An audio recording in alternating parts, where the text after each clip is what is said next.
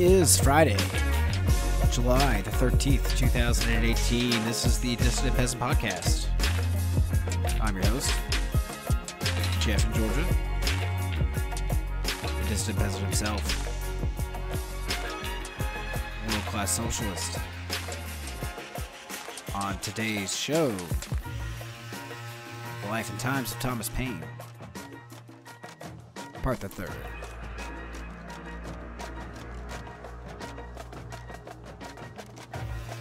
Now, 50-year-old Thomas Paine had never left the United States. In 1787, he would still reign large in the founding of America.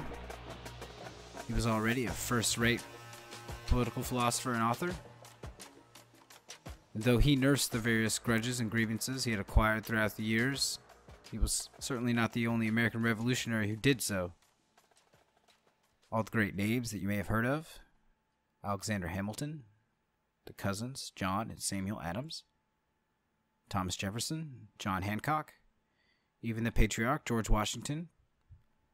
Post-revolution, all of them, along with Paine, suffered from various rivalries, disagreements, struggles for power among one another. Now, some schisms among these men would be permanent, and Thomas Paine was a brilliant, passionate, and sensitive man, qualities that would sometimes find their mirror in his occasional arrogance, stridency, and resentfulness. He will share their fate. But some of his best written work and most courageous political acts were still to come. Arriving in Europe, he will spend the next period of his life migrating between London and Paris. A bridge design of his was presented to the French Academy and very favorably received. He got an English patent for the same bridge. He visited the grave of his father and bought a small but sufficient annuity for his now 90-year-old mother to live on.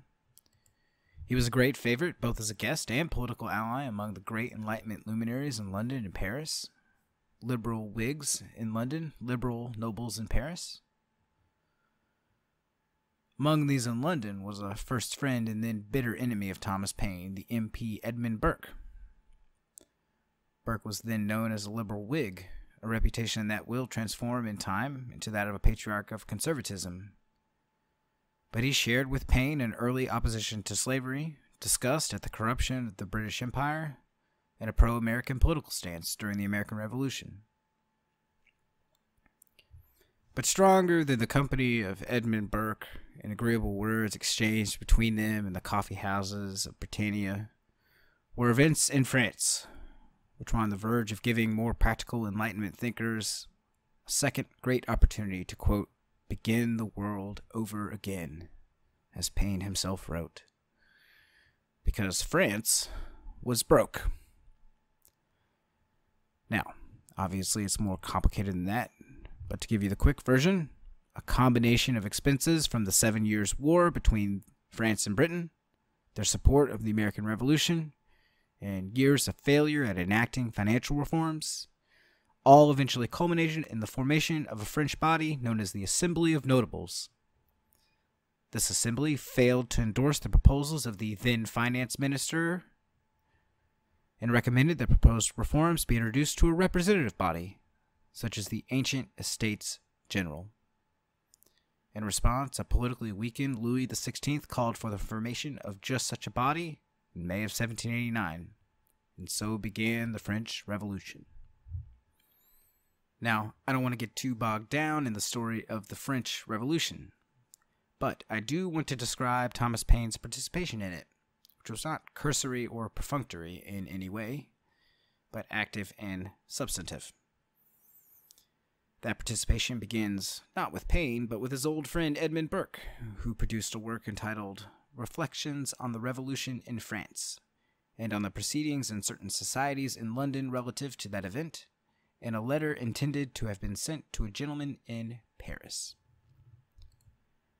It sucks, in my opinion.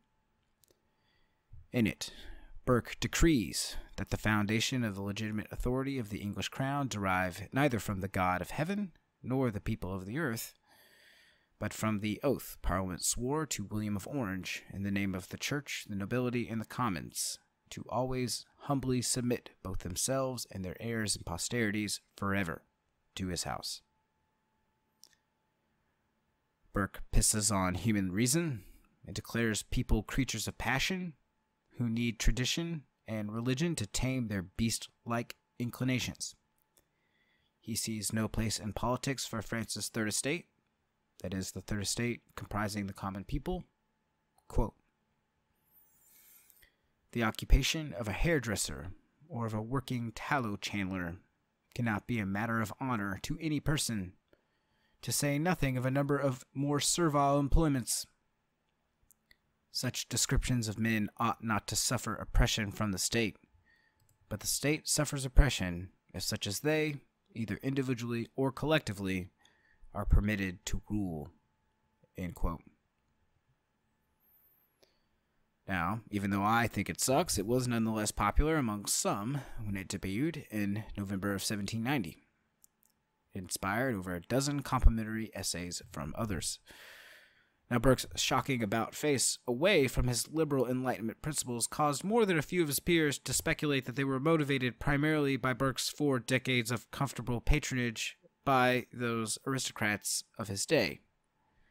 And when the National Constituent Assembly of France abolished feudal privileges in August of 1789, Burke viewed the revolution as a personal threat.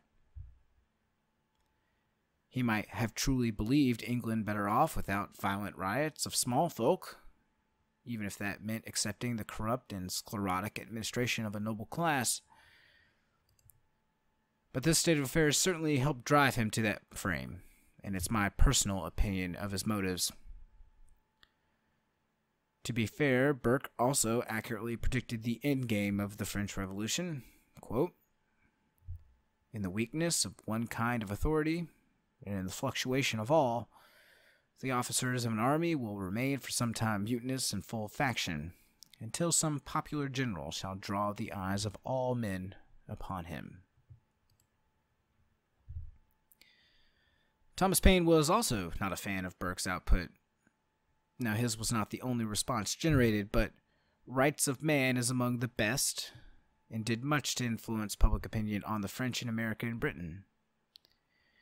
Paine chides Burke for his denial of the rights of the governed to choose their own governors, openly mocks him for claiming that the people of England will rise up to defend this lack of rights through strength of arms. Paine declares that the earth belongs to the living and not the dead, which sounds much more reasonable than depending on ancient oaths of dead men. In fact, the somewhat well-known Jefferson line, quote, "The earth belongs always to the living generation," appears in a letter after Rights of Man is published.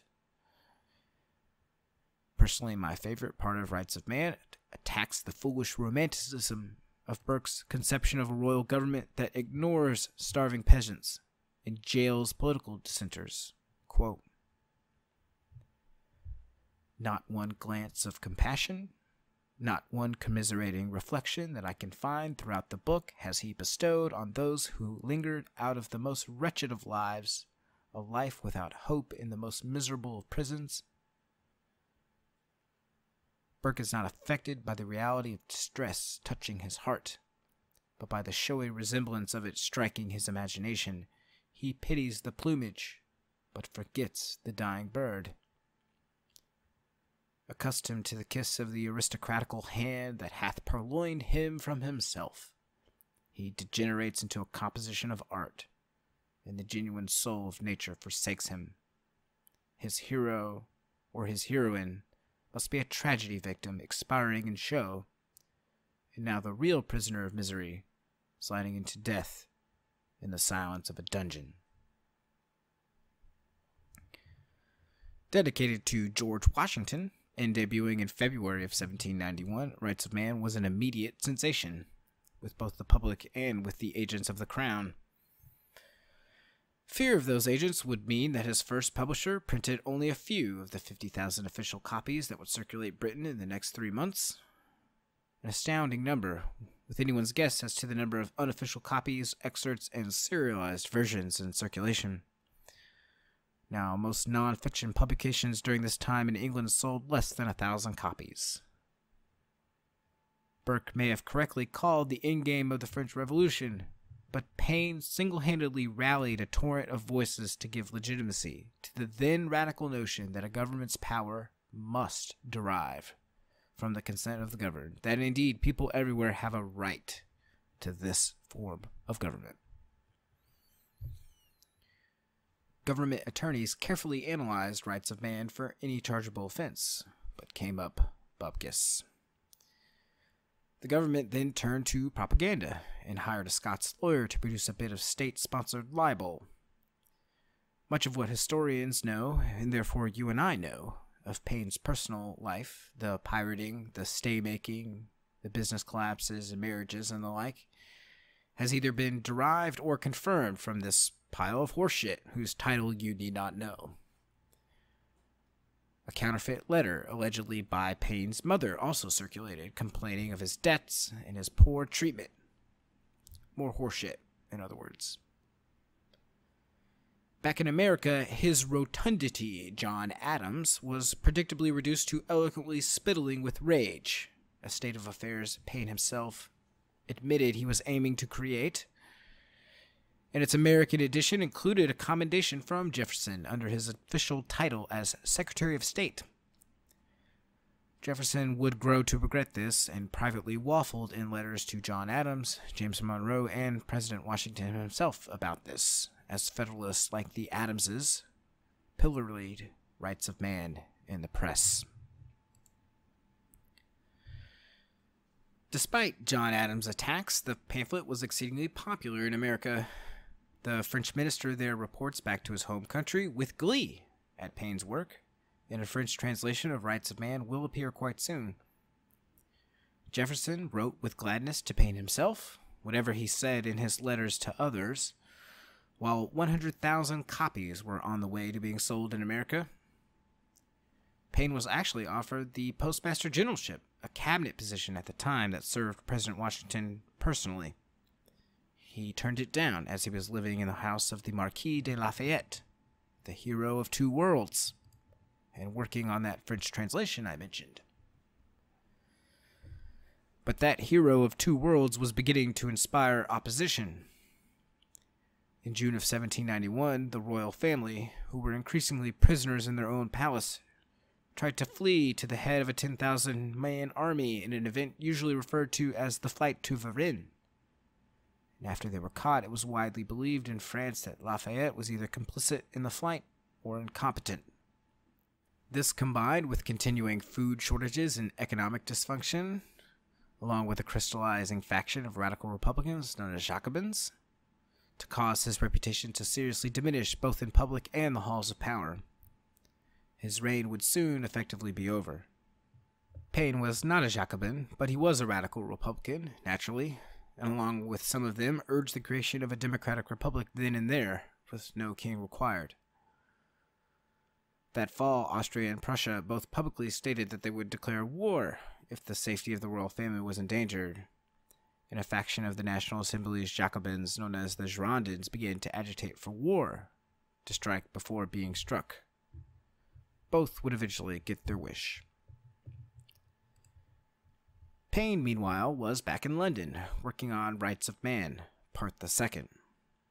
Now, the title implies a sequel, but in reality has almost nothing in common with the first part. Part the Second is an implicit rebuke of the Fayettistas that was dedicated to the Marquis de Lafayette. It advocates for the abolition of monarchy and feudal privilege of any kind, for without a corrupt aristocratic class to support or any of their needless warmongering, a democratic republic is far more efficient at delivering economic benefits to a mass of people. This is where he proposes systems of health and social insurance, public education, pensions for the elderly, a graduated income tax, grants for young adults leaving home for the first time. All ideas centuries before the modern welfare state was a glimmer in FDR's eyes. Paine wrote, quote, "When it shall be said in any country in the world, my poor are happy. Neither ignorance nor distress is to be found among them.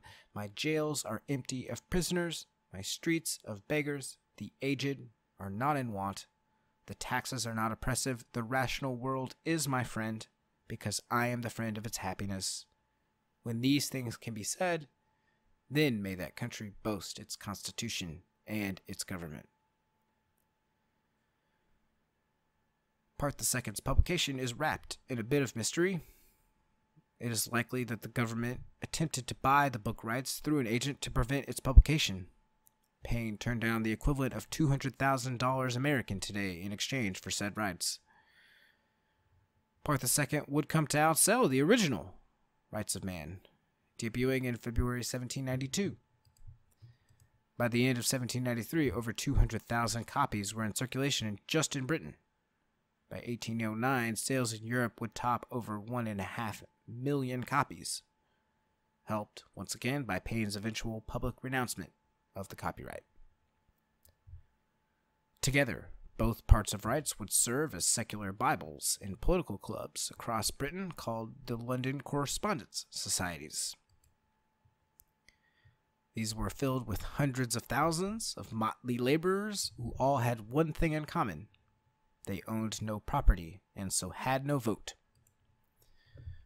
Dozens of similar groups formed to agitate for political reform in Great Britain, and the Crown took serious notice this time.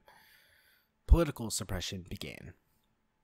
First, a royal proclamation specifically targeting Paine was issued, then a summons for his publisher, then court proceedings for Paine himself that June.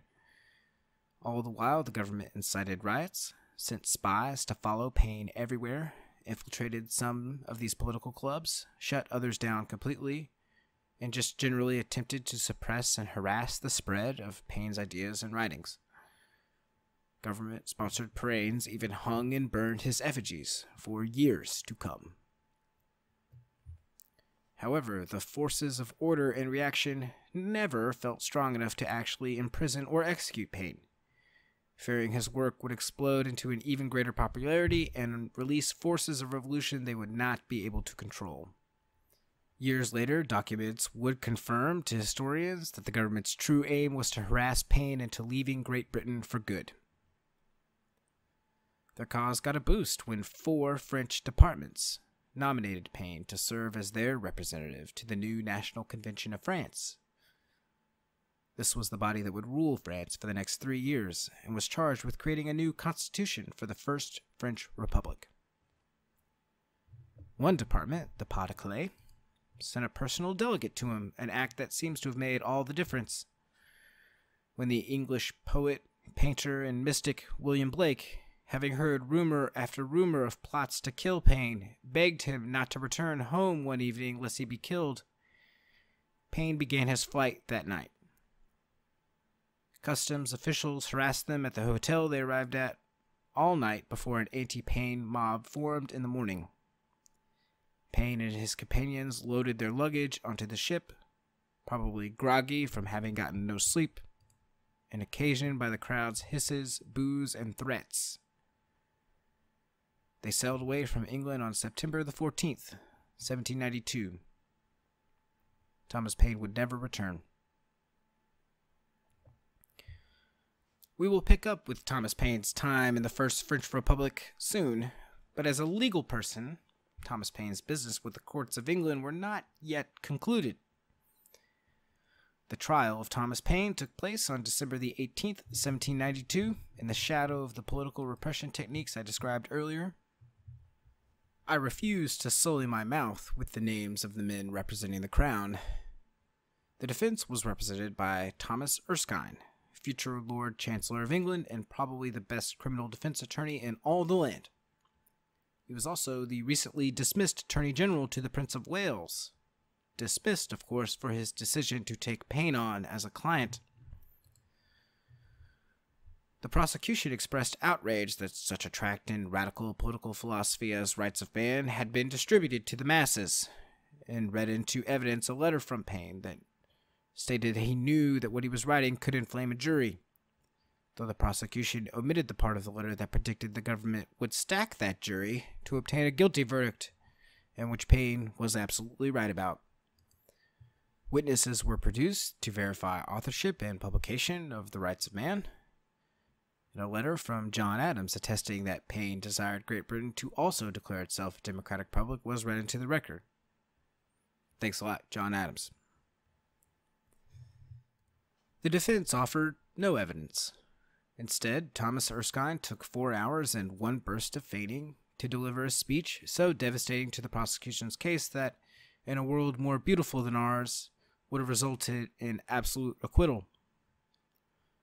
After responding to the immense pressure he faced to not represent Paine, he expounded upon the necessity of a free press to identify flaws in government and the Constitution, whatever any particular advocate's rightness or wrongness in their critiques. He embarrassed the prosecution for their amateur hour error in objecting to the mass appeal of rights of man, and like a schoolmaster reminded the Crown's attorneys that this was not the test of sedition or libel according to English law. Libel, of course, under English law in 1792, required that the publication be motivated by malice. Thomas Paine was an angel of reason and an apostle to the masses of political enlightenment, and no devil at all.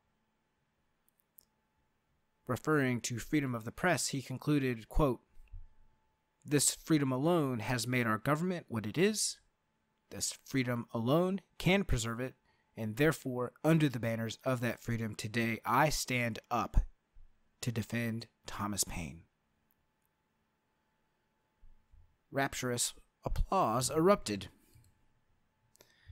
Now, as the prosecution rose to respond, the jury foreman also rose to interrupt.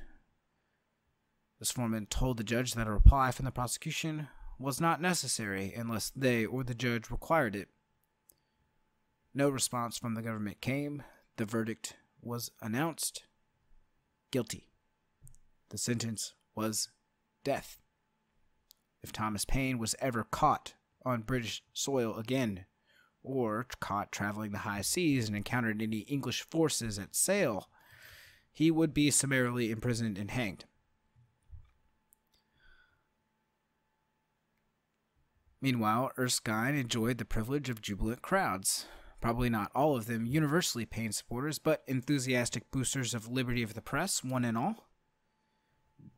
These people carried his carriage to his lodgings that evening in place of his horses. Paine himself was said to be disappointed in his attorney's speech when he read it in Paris, expecting him to defend the principles of the rights of man, and not just the principle that he could publish it. But it's also true that as a man, Thomas Paine was pretty tough to impress. He would soon have far more serious concerns than critiques of his lawyer. Before he left for France, Paine told a friend, "If the French kill their king, it will be a signal for my departure, for I will not abide among such sanguinary men." Well, Louis XVI is going to be killed, of course, when that same National Convention votes to execute him. That's a vote they will carry without the help of Thomas Paine, and a vote that will eventually land our hero into the deepest pit of despair in his entire life, both literally and figuratively. He won't just find himself in a prison cell, but will find that important people in both the United States and French governments will conspire to keep him there, including the American minister to France, longtime Paine colleague, Governor Horace.